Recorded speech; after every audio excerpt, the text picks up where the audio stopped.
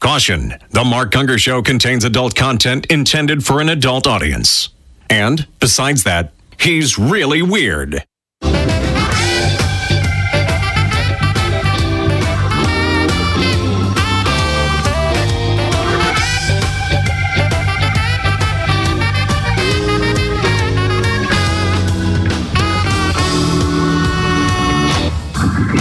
Welcome to the Mark Gungor Show with international marriage speaker and author of Laugh Your Way to a Better Marriage, Mark Gungor. This is your source for practical, down-to-earth marriage advice without all the over-spiritualization or romantic nonsense. And now the host of the Mark Gungor Show, Mark Gungor.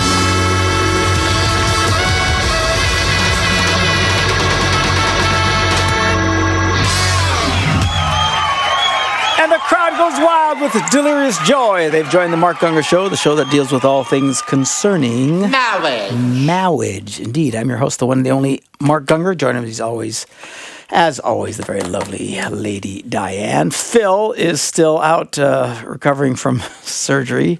The slacker, there's the empty chair. Here, show Diane that shot. There's Phil. Yep, there's Phil. There's Phil. Engineering the show as always, the very talented but eerily creepy Timothy Robert Ray, pushing buttons, twisting knobs, and trying to stay awake during this incomprehensibly, immeasurably boring show. This is the show that handles your marital challenges, relational conundrums, and dating dilemmas that you can email to us at ask@markgungor.com. What do you got today? Okay, this article caught my eye. You know that book, I Kissed Dating Goodbye? Yes. Josh Harris apparently is now apologizing to Christians that he hurt when he advised against dating in his best-selling book. Uh-huh. He says, part of the reason this has been so hard for me is that I've had so much of my identity wrapped up in these books. It's what I'm known for. And it's like, well, crap. The biggest thing I've done in my life is a really huge mistake, he says. Well, crap. In I Kissed Dating Goodbye, he argues that traditional dating is a training ground for divorce because it puts people in the habit of quitting relationships when things get tough. The book, marketed to teenagers and 20-somethings, also discourages teen relationships and promotes courtship, a process in which a couple moves purposefully toward marriage with their parents' blessing and involvement as a better alternative to dating. Any kind of physical intimacy before marriage, the book argues, is a violation of the sacredness of married sexuality and could lead to lifelong regret. Okay, so what part is he backpedaling on? Because if you take a look at this, traditional dating is training ground for divorce in a way that's kind of true. Yep. Because they're getting very close to someone, then they rip it apart, Yep. so they're not happy. Yes. Okay, but what really drives that is when they become sexually active and they're Yes. really connected, and then they rip from that. So I think that was right. He discourages teen relationships. I would greatly disagree with that because I believe in marrying young. So he's going against that. If you're discouraging teen relationship, you're obviously, and that would really fit into a lot of parents. That's why so many parents and evangelical nitwits bought into this because they don't like the idea of young marriage. So by discouraging that, then they got to wait well into their 20s before they start dating and stuff. And then the other stupid thing, the part I had the biggest problem with, always had the biggest problem with, was the idea of this courting nonsense where a boy has to go and ask the father's permission before he can even date the daughter, which means you're pretty much never going to get asked out on a date. In the 1800s, it was that way. I get that, but it was a different culture, and the reality is you got to deal with the culture that in which you live, and that would only increase the likelihood of Christian girls not finding spouses, because man, if I had to go ask Deb's father before I asked her. Yes. That would be like, no. Yeah. There's no way. You just wouldn't. So that was the part that irritated me the most. So I think that's part of it, because a lot of this came off of a conversations he got involved in on Twitter.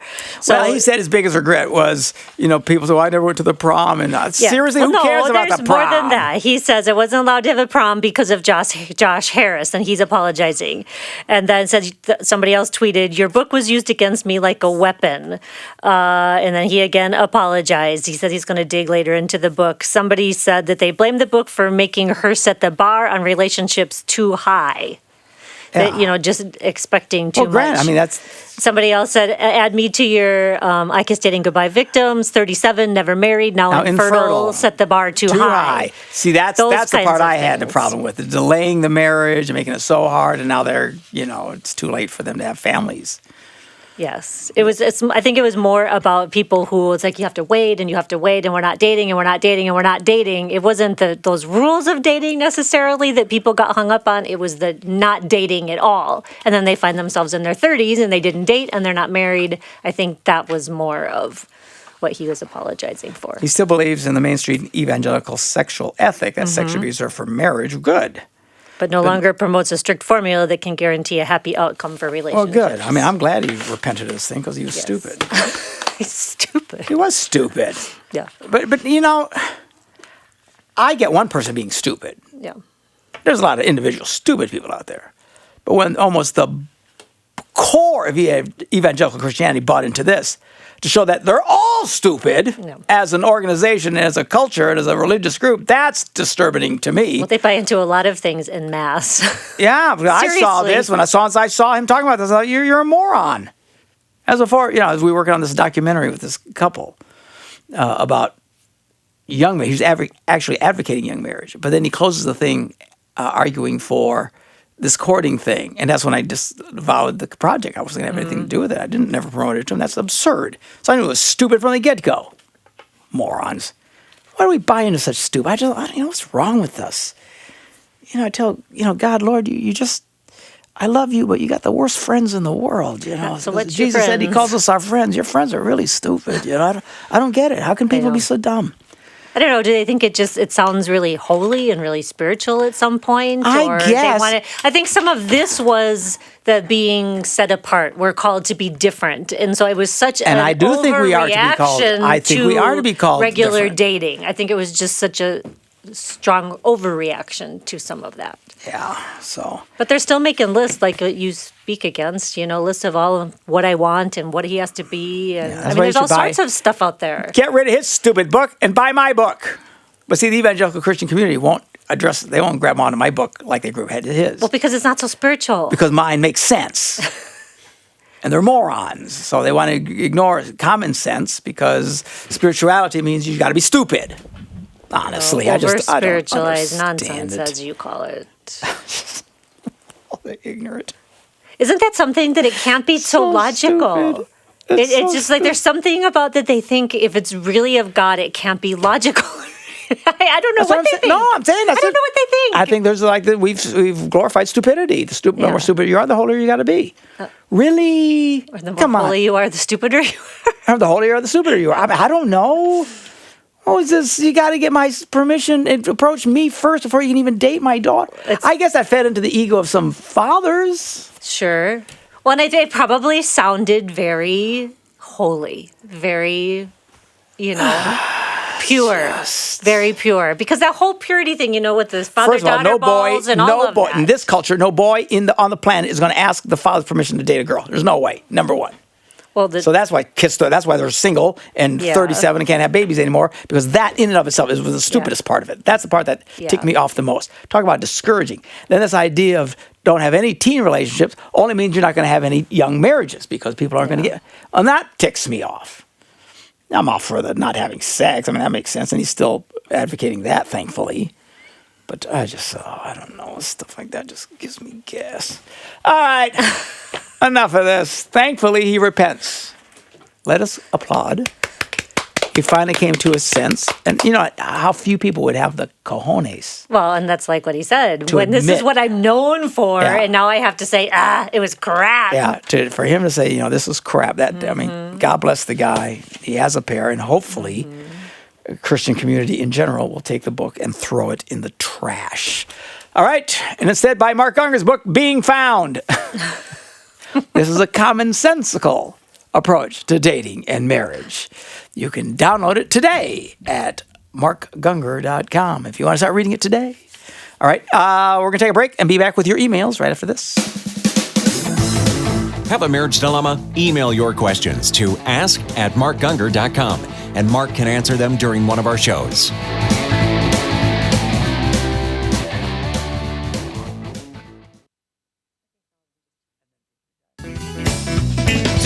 filthy. To invite you, we're gonna party you to lose your blues. Your body don't hesitate. It's on Main Street by the pearly gate. There's a party going on. Yeah, There's a party going on. There's a party going on. You ought to come along. It's a crime that's only God. The music of Jimmy Bratcher. Check it out, jimmybratcher.com. What do you got there? He says, my wife and I listen to your podcast religiously, and I know how tired Mark gets about sex questions, but right.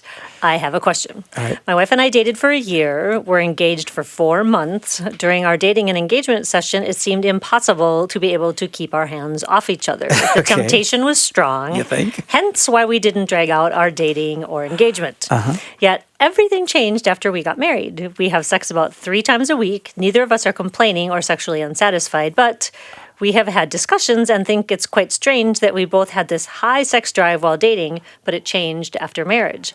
My question is it normal? Because from what I heard, most newlyweds are intimate daily, if not multiple times a day. How old are they? Oh gosh, I didn't ask that. That would be an interesting question to ask. So, listen, 3 times a week is respectable. He says we're still very attracted to each other, but we've lost the can't keep your hands off feeling. That's the question, is about that feeling. Because you're meeting your sexual needs. Listen to what you're asking. It's like, man, before I ate that Thanksgiving dinner, I was so hungry. Man, I was starving. I couldn't hardly think. Then I ate it, and I'm not hungry anymore. I don't have that. I don't have that drive, the desire to sit and savor all the turkey and the stuff and things.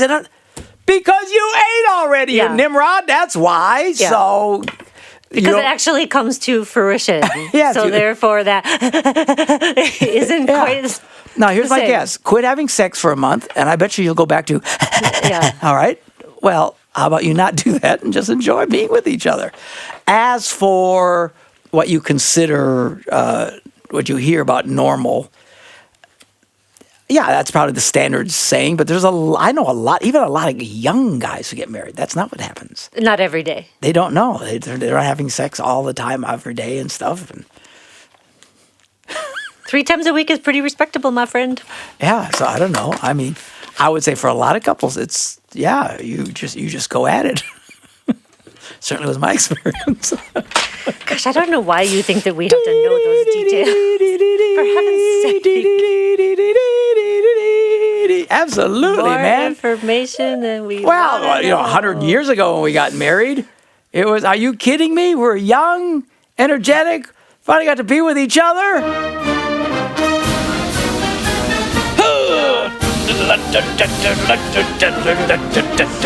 Everybody march!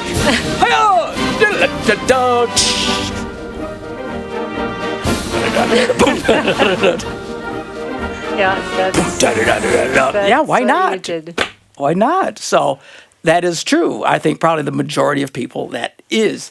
But here's something really important for you to understand. Do not compare your sex life to other people's. Not even the standard normal, okay? Because it'll be frustrating to you because you'll hear all kinds of stuff. I was reading a letter once from a guy who said that they had sex 3 times a week. Mm-hmm. And then someone wrote, and they read this article that, if you're not doing it 5, 6 times a week, something's really wrong with you. And now they felt bad. Yeah. They were great. Now they feel bad. Really? Stop. Well, and we've had letters from people that say, it's supposed to be 3 times a week, and we want to do it every day. Or is there something wrong with us? Because we're overstimulated or oversexed or whatever. The thing is, you both got to get on the same page. Yeah. Look, I think on average, 2 to 3 times a week is normal, even into your 70s, 80s if you're healthy, 90s if you're really healthy. That's pretty normal, okay? But what your actual experience is now, if you have one spouse going crazy because the other one only wants to have sex once a month or once every other month, that's wrong, all right? On the other hand, if you got one who wants sex 3 times a day and the other one can only keep up 2 or 3 times a week, then that person who wants it so much is wrong. The normal part is at least you get a point of reference, but beyond that, all that, quite frankly, if you and your spouse are thrilled to have sex once a week, go for it. I know a guy like that. Since the time he was in his 40s, him and his wife, to this day, he's in his 70s. Just once a week. Once a week. Well, and there's people that... And I think it's the same day, and they're both happy as clams. If they're both happy doing it twice a year. But the key is if you're both happy. If you're both happy. That's the key. If you're both happy. That's your normal. If that's your normal, that's great. Wonderful. Now, if you are having it 3 times a week and he's pressuring you to have it 3 times a day, now you got a problem. Okay, he needs to back off. Or if you want to have it, like I said, once every other month or once a month, and he's going crazy because he wants at least 2-3 times a week, then you need to step up because, again, the nice part of the normal is that's at least a point to reference when there's tension. Yes. I think the normal only kicks in when there's conflict. Okay, does that make sense? The people looking for what's normal, you mean? No, I say the normal helps when there's conflict. Let's say somebody wants to have sex all the time and somebody hardly ever wants to. Yeah. Then look at what's normal. Yeah. Okay. So that's a point of reference that you need to kind of draw towards that and work that out. But the truth of the matter is you're both happy. Great, I met this guy one time. He's in Colorado. And his parents I think they're in their 70s or whatever. And he looks at me and says, because he was totally grossed out, disgusted by it. He says, they have sex every day. In their 70s. I said, no. I said, I'm telling you, dude, every day. My father brags about it. 70. I said, really? And this guy's, he's probably in his 30s or 40s. He's like, he's mortified because he can't even begin to keep up with that. But that's them. That was their norm. That's their norm. Yeah. And they both seem to be completely happy every day for 40, 50 years. Yeah. Every stinking day. Yeah. Well, okay, that's cool. But that's not normal. No, that's not normal. If you can, well, that's normal, and he's got. Let's say it's their normal. It's not the average. Put it that way. Yeah, it's their not the normal. average. Yeah, it's not the average. I shouldn't say not normal. It's not the average. It's not the average. I think the average, whatever, is only helpful as a point of reference to people who are having conflict. Yes. Okay, because the average is this 2 to 3 times a week, and if you're way more than that or way less than that, then the other person who's unhappy has a point. Yes. And then you got to wrestle that out. So anyway, dear, you're fine. If you're a couple, I talked to another guy on his wedding. I mean, on their honeymoon, his wife says, "I'm 2 or 3 days into it. Do I have to do this every day?" Whoops. I would have been devastated. Whoops. He wasn't devastated, and he just had to back out. They were fine. They laugh about it to this day. Oh. I'm thinking, thank God I didn't marry this woman. You're into your honeymoon, you're 2 or 3 days. have to do this all and the her time? comment is, do we have to do this every day? Oh, man, would that that's a slap. suck? Because I'm thinking, you're only doing it once a day? I mean, it sucks to be you. And to hear that from the woman you just married. And they were young. They were young. Yes. It was at a very, Oh, that's depressing. And they worked it out, and he seemed to be fine with it. Again, they laugh about it. So that's how I even heard the story. Yeah. I wasn't asking. How often did you used to do it? I mean, I don't even know why it came up. Yeah. All I know is that he told me, it's funny. And she said, we got to do this So every it didn't day. devastate him. I would have, I'm telling you, I would have been devastated. I promise you. I would have been mortified beyond. Oh. But they weren't. And they're normal as whatever they do. I didn't ask. Don't want to know. Don't want to know. But Don't ask, don't tell. Happy as clams. They're at least, they got to be pushing 35 years into the marriage at this point. Wow. They worked it out. Right? So I don't know. But yeah, normally or on average, when people first get married, they go at it like rabbits. I was just more like lions. Like lions. The lions have sex like, what is it? When they're in the heat. It's like 100 times a day. They or something. do? Oh, yeah, something I insane. didn't know that. Oh, yeah, you have to Google it. It's like insane. I didn't know that. I learned something new today. They go at it like crazy people. Rabbits is nothing. I learned Lions. something new today. How they, yikes. I remember we were in the wild in Africa, and we were doing a safari, and we stumbled in onto a lion and a lioness doing the wild thing. Yeah. And he just looked up at her, rah, just growling. We're like, but he left us alone. He was very busy, and apparently they do this. I'm gonna take a break. I'm gonna Google this and give you the information. Oh my god! When I come back from the break, should this be buttoned up here? It's fine. It's fine unbuttoned. I don't like the unbuttoned look. I look like a bum. No, All it looks fine. We will be back as we debate lions and buttons right after this. Mark Gungor. Yeah, we've got an app for that. Download your free Mark Gungor app today.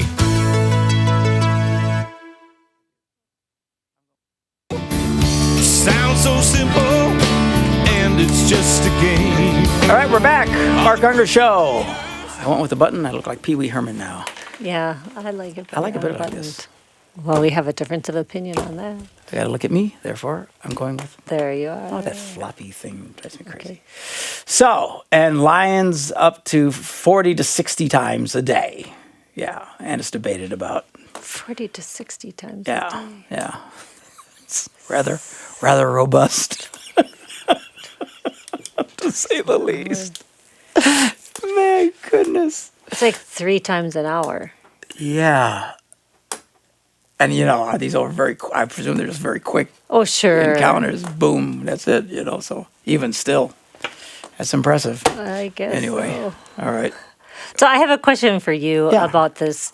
You're saying what's normal and all that, people if they hardly ever have sex. Well, I like the average versus normal. Okay, thing, average. but So yeah. that's average.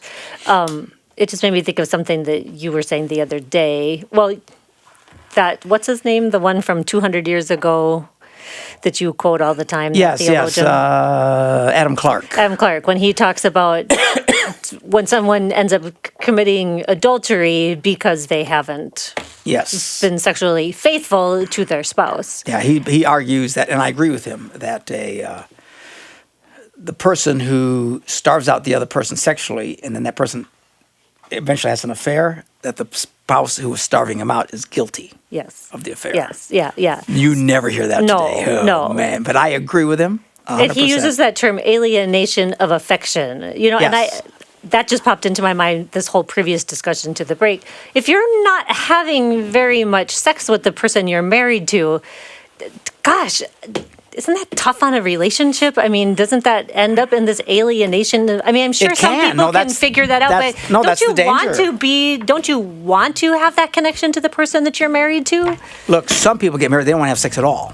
Then what's the point? I know, And how do you because have they that listen to some closeness and idiot that on bond? Christian radio talk about marriage is about being one in the spirit. I mean, I getting get closer it. You to can the still Lord. love somebody and be very connected to them without it, but gosh, doesn't it help? Doesn't it help? According to Paul, if you're not interested in sex, you shouldn't even get married. Yeah. How Christians say. Christians get mad at me when I say marriage is about getting sex. You should say the fits they have. Really, explain to me the Bible then. Because Paul said, if you ain't burning up, stay single. So it's the essential reason for it. Why people who are not interested get married, I have no idea. But they're the ones who make somebody miserable, absolutely miserable. Because the other person does want to have sex. So, I don't know. People are crazy. One thing's for sure, I'll always have a job. We'll be back right after this. Caution, The Mark Gungor Show contains adult content intended for an adult audience. The Son of God came walking one night out on the water. What a frightening sight. Folks in the Dang it. boat thought he was a ghost when Peter said to Jesus, Come on, get out the boat. You are listening to and or watching The Mark Gungor Show, as I'm trying to fix my earpiece here. Talking about love, marriage, and relationships. Diane and myself. Phil is still recovering from the groans of Surgery learning on you're his not shoulder. as young as he used to be.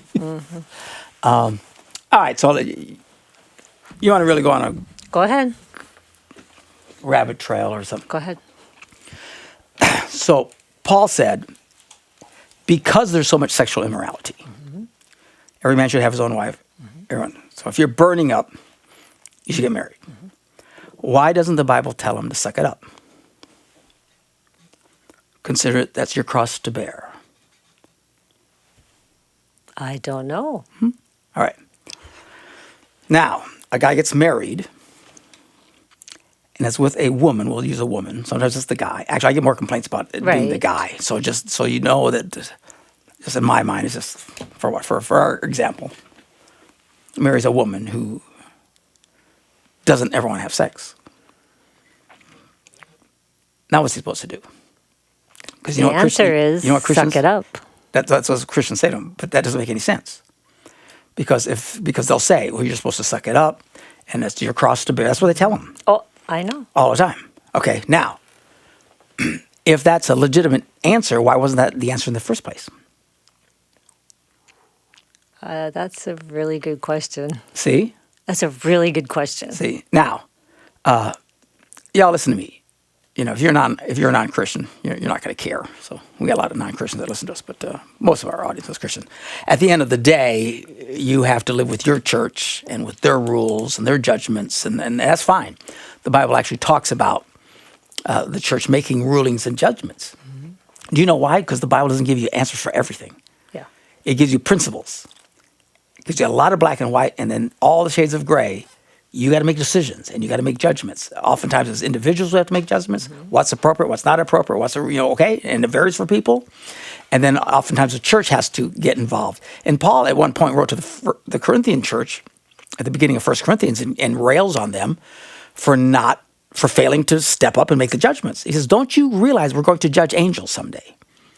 Now we would think, well, that's different. When we're in heaven, we'll think differently. He doesn't act like it's there anything different. Mm-hmm. He says, if you can't make judgments now, what makes you think you'll make judgments then? He really ties it two much closer together. It's really stunning when you think about it. So he just gets on them. He's even the dumbest guy among you should be able to make these judgments. In fact, he actually says, get the person of the lowest stature in the church and let them make the judgment, implying that anybody should be able to make do it. A group of men and women, or in their case, clearly it was men, I should be able to get together and make the judgments concerning about conflicts and stuff like that sort of thing. So at the end of the day, you have to live within your church and whatever.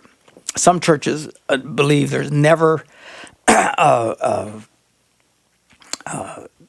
situation where there can be divorce and remarriage.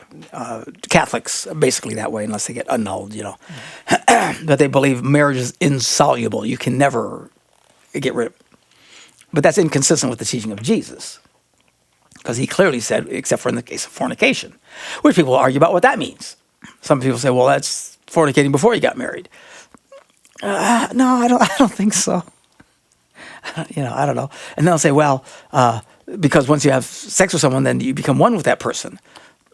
Well, if that's the case, then what do you do where Paul talks about being, because he wrote to them in 1 Corinthians about being with prostitutes and stuff. Don't you realize that when you're a prostitute, you're one with that prostitute? But he never said that's what made you married. Otherwise, they'd be married to all those guys. Good point. All right? Good point. All right. So, and then he says, if the unbelieving person depart, good grief. Are you going to die? Dying here. We're all dying very slowly, hopefully. Mm-hmm. Where if the unbelieving person leaves, then the believing one is not bound anymore. Okay? And everybody argues all these different things out. All we know are these principles. Then there's all the shades of gray that come at you, mm-hmm. and churches need to make calls and stuff like that. I'm of the opinion in my life, now you have to understand, everything about my life is trying to help people succeed in relationships, to avoid divorce. I am not a believer in divorce. I don't advocate it. I don't quick jump to just divorce or anything like that. Everything we do is to avoid that, okay? So don't misunderstand what I'm about to say. But I am to the point now, after looking at all of this stuff, I am absolutely and personally convinced. Now, in every situation, that's why even in our church, you have to come before the elders of the church, the Presbyterian church. You got to make your case. We got to balance it because there's always, that's the gray that we got to wrestle out. But generally speaking, I'm out of the opinion, after these many years, that when someone refuses to have sex with the other person or starts the other person out, they are now, in essence, sexually unfaithful and deserving of a divorce, in my opinion, and remarriage. Because I think, well, no, the other person's supposed to suck it up. If you're supposed to suck it up, how come we were supposed to suck it up in the first place? Right. Because all you're doing is creating a scenario that the other person's going to sin. And how is our answer to tell someone just to suck it up until they eventually fall into sin and commit adultery or sleep with somebody else's wife and destroy that family? That's our answer? Our answer is Christian people of faith, that we got to wait until someone actually goes out and does something horrible and then we forgive them? Then there's so much destruction there. And it's absurd, because if anybody does that, at the end of the day, we know as Christians we have to do what? We have to forgive them. Yeah. I just don't think our approach to this problem of sexless marriages is to tell the other person to suck it up and it's too bad and it's your cross to bear and you can't get a divorce because that's what the Bible says, and that's not what the Bible says. So anyway, I'm really up to the opinion at this point that when you are in that situation, the other person is sexually unfaithful. And like the theologian from 200 years ago, Methodist theologian Adam Clark, who says he believes that the In such a case, it's the spouse that starved him out is the one who's responsible for the affair in the first place, leading to alienation of affection. So this idea of sexless marriages or virtually sexless marriages is absurd, and I think it should be confronted in the strongest of terms. And in my opinion, you come to me, again, you got to go to your church, you got to deal with the rules. If they say never ever, then that's your church. That's what you got to do. I'm saying in my church, someone comes to me and tells me so-and-so is starving me out and they won't be sexual with me and they won't be my spouse to me. To me, that is grounds for divorce. And they're acting like unbelievers. They're blatantly disregarding the Bible. The Bible says a man should not withhold from his wife and a wife should not withhold from her husband. Well, I totally disagree with it. Well, you can't do that. You can't just pick and choose. So to answer this whole thing about sexuality, yeah, you guys need to get on the same page. You need to work this out. But this idea that you get to, and some spouses do that, literally will starve out the other person. I'm just not going to have sex anymore. Well, as far as I'm concerned, you have violated the marriage vow at that point. You are no longer faithful. You know what faithful means? You're always there. You can always be dependent. You know what they call a faithful employee? One that always shows up, no matter what. They're the most faithful employee I have. It has nothing to do with their emotions.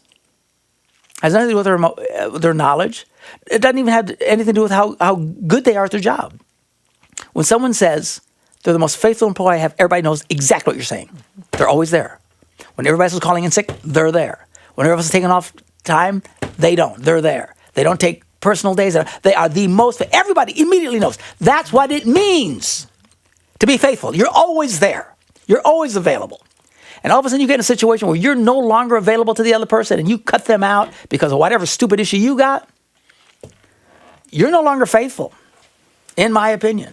Say, well, there's circumstances you don't know about. Okay, that's where you would need to come to your church. If you were at our church, and you'd have to make your case, and we'd all, and you know, again, you have to take all the shades of gray. That's why we got to make calls.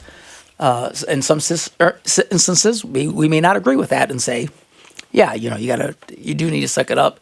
You know, she's on chemo, and so, you know, she's not going to be able to be a lover to you. Mm-hmm. Now you need to suck it up, buttercup. You know what I'm saying? So it all has to do with, there's all these shades of gray that never end. But I'm just saying, as a general starting point that you got to sell me past, you decide you're no longer going to have sex with your spouse, you are sexually unfaithful. And as far as I'm concerned, that person has every right to dump your rear end and find someone who will be faithful. Say, well, we disagree with that. Well, fine. Then, you know, go to your church. And I'm not trying to tell you to do anything. You got to live with your church. I'm just saying this is the way that I view this, because it's highly inconsistent to go to someone now who's in a sexless marriage, and as most evangelical Christians, pastors and elders will tell them now, you need to suck it up, buttercup. It's your cross to bear. Wait a minute. How come that wasn't their cross to bear in the first place? Paul said we need to get them with someone to avoid sexual immorality. And then you put them with somebody, and they end up in sexual immorality. And that exactly. So they start them out. Then they end up, because you're telling them to suck it up, they end up in sexual immorality. So that's our situation. Our call is now to wait till we've got to be better than putting people in a situation where they're going to wind up committing adultery anyway, and then now we can forgive them. I just think it's all absurd. Anyway, it's a mess. Look, divorce is a trip to hell. Anybody that's ever been to it will tell you. The vast majority of cases, that never needs to happen. And everything's about me avoiding that scenario altogether. But when I get into these situations where someone just says they're no longer going to have sex with their spouse, man, you are as unfaithful and illegitimate as far as I'm concerned. And I think the other spouse has every right to kick you to the curb. My personal opinion, don't write me if you're not happy with that. Just be grateful you don't come to my church. But I don't see how people get around this. I don't see how they come up with these other...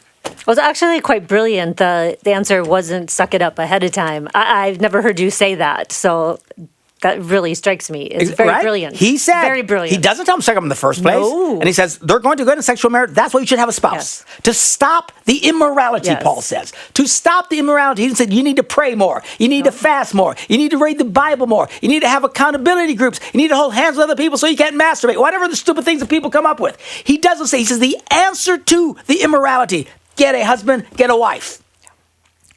And all of a sudden, they're in a situation where they're right back where they started. Now we tell them, you need to suck it up, buttercup. Is absurd. Because if that works then, it would have worked at the beginning, as far as I'm concerned. And some people say, no, the marriage covenant oversees all that, and you're stuck for life. And okay, that's your church. That's their call. You got to live with them. I just think at that point, you are now unfaithful and deserved to be kicked to the curb. Unless there's extenuating circumstances. And then again, Make your case talk about it. as to why. All right. And even then, there's still other things you can do to help a person out. Exactly. There is. For some reason, you can't physically. You can't just all of a sudden ignore the sexual needs of your spouse.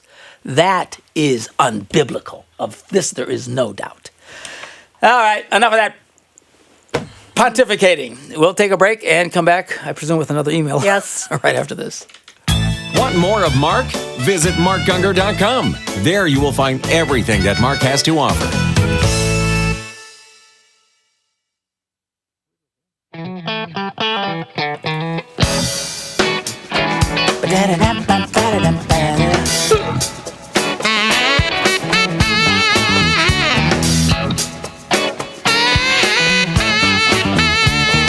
I think Jimmy wrote this for our show.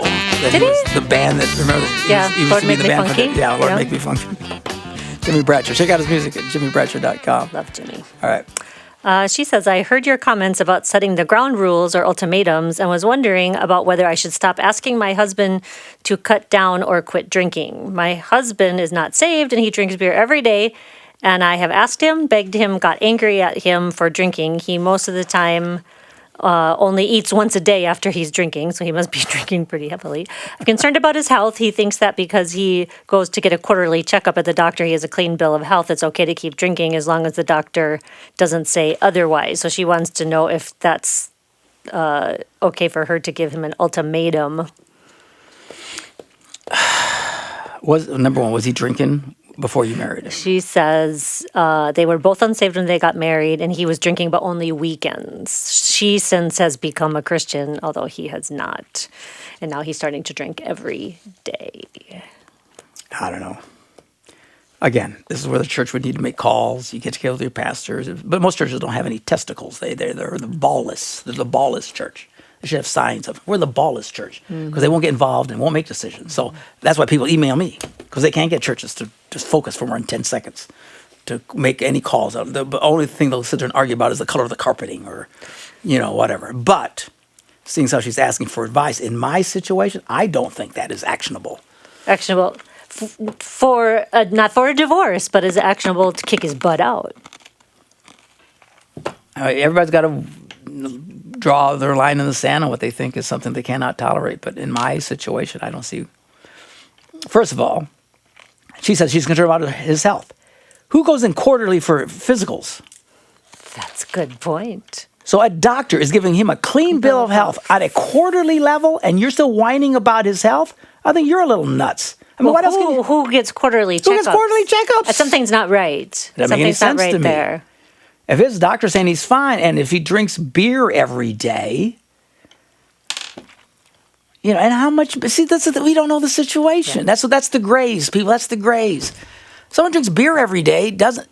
Well, and if you drink one beer every day, or if you drink a 12-pack every day, that's an entirely different matter. Absolutely right. Or if you drink 2 12-packs every day, right? It's a totally different. And all matter. day long a 6-pack. Yeah. I don't know. Look, and you go on these websites to decide whether or not you're an alcoholic. Yeah. Almost everybody's an alcoholic. They're really extreme. They just react ridiculously. Yeah. If you drink one glass of wine a night at supper every day, you're an alcoholic. Considered, and it's just absurd. So, I don't know. I think you need somebody in your life who can get close to you and really ask all these details. I can't. All I'm based on my initial reaction to her is I don't know why she's making a big. And here's a guy too. He doesn't have God in his life. No. What do you expect a person without God to do? No. To enjoy the lack of peace in his life? Right. Right? And if she's become a Christian, which I've seen this, where once the wife becomes a Christian, suddenly now, even though he's not drinking a ton, any drinking, depending on what kind of church she's in, could be a big deal to her. Yeah, she has a fit. Yeah. I've seen Christian women get mad because their unsaved husband doesn't tithe. Well. Of all the ignorant things on earth. You're mad because your unsaved husband doesn't want to give 10% of his income to some God he doesn't believe in. Right. Are you insane? Yes. Leave him alone. Yes, they are. They are insane. They are insane. You're married to a guy who's not a believer. Life doesn't have a whole lot of meaning to him. Is he faithful to you? Is he a provider for you? Does he protect your home? Is he a lover to you? Well, then enjoy that. Well, he drinks beer every day. Who cares? Who cares? Yeah. What difference? Well, he's got a bad health. Apparently not. If he's getting quarterly checkups from his doctor and saying he's fine. I don't even know who goes once a quarter. And by the way, sweetheart, there's a difference between a beer and a bottle of scotch. Yeah. I know guys who drink a bottle of scotch every day. Yeah. It's destroying their liver. They're on the verge of death. We have a mutual friend like this. He's still going. And he told me the other day he's still drinking like crazy again. I think, aren't you supposed to be dead? I mean, he's supposed to have been dead years ago. From drinking? Yeah. Just killing himself. Okay, hard liquor like that, just slamming it, drinking to oblivion where they can't even function. It's different than a guy who has beers every day. Yeah. Well, it's all even long. He's drinking beers every day, all day long. What kind of job does he have that he can drink a beer all day long? I presume when he comes home, he drinks beer. Yeah. Is he drunk? And there again, people do. She didn't mention that. She just says he's drinking beers. Is he drunk? Like if I was writing and he was actually drunk, I would use the word drunk. So I'm assuming, which I probably should not be assuming. I think she's just being anal. That's my personal opinion. My response to this is, and now if she came back with more details, which we would have if she was coming to our Presbyterian church to make her case before us, we would ask all these questions. But again, most churches have no huevos. They're huevoless churches. We are the church of the huevos. I would say we're the church of the huevos. Oh. We have huevos. We are the church of the huevos. You want to come in and really get a group of men who love God, who will sit down and wrestle through with your situations and listen and help you make decisions and judgments. That's what I think churches are supposed to do. What irritates me is the vast majority. And when I say the vast majority, I'm talking it's got to be 95% more who will never do it. Well, they won't get involved. They won't talk about these things. So anyway, in our case, based on what we're showing here, if he's not drunk, and you have to understand, well, he drinks all. First of all, if I drank a six-pack every day, I probably would get drunk. To someone who drinks a six-pack every day, they don't get drunk. Yeah. They're functioning alcoholics. Well, he's technically an alcoholic. Okay. The Bible doesn't say if your husband's an alcoholic, you can divorce him. Right. So I thought you were just talking about this because the Bible does say about sexual immorality. Immorality is grounds for divorce. But you think people in the Bible never had people who drank? Oh, sure they did. No, maybe it never existed until just in the 1900s. No. You mean there were people in the Bible times who actually drank? Then how come the Bible never one time says drinking is grounds for divorce? Because it's not. So I would tell her to stuff it. That's what I'm telling. That's my advice. My advice is, I'll tell you what.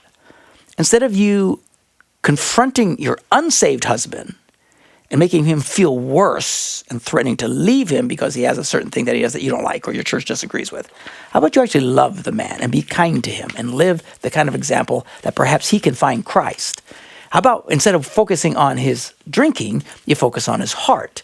Because maybe if he comes to Christ and really gets saved, he'll realize, I don't need the drinking, because now he can be filled with the peace of God and he doesn't have to drink to find peace. Right? I mean, that's what your focus should be. You're going to leave him because he drinks beer every day? Stop. Does he beat you when he's... well, that's different. Does he get, he can't drive a car and he's... okay, that's different. Drinking and drunk are two entirely different things. Absolutely. We do got to go to break. Oh, man, we're really late. Okay, got a break. We'll be back right after this. Attend Mark's Laugh Your Way to a Better Marriage event. Visit laughyourway.com for upcoming dates and locations.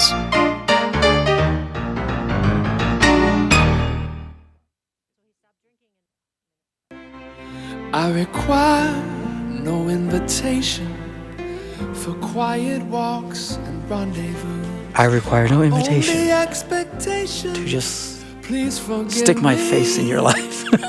What? It's the word he's thinking. It's thinking of applying to me.